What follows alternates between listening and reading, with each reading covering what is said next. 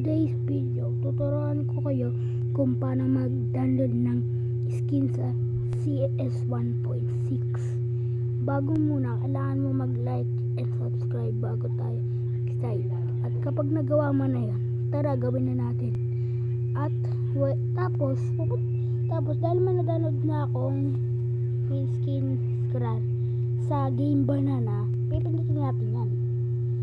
Pupunta tayo sa PC, tapos models, at makikita niyo yan.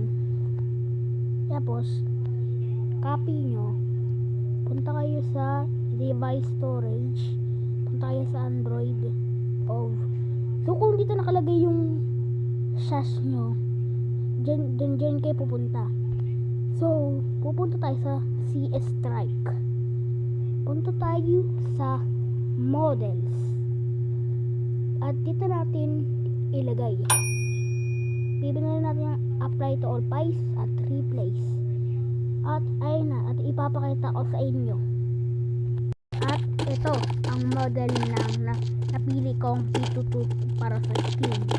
So kung naturuan ka na itong video na to at hindi to sa'yo gumana, humanap ka ng video makakatulong sa'yo. At sana nagustuhan mo tong video na to.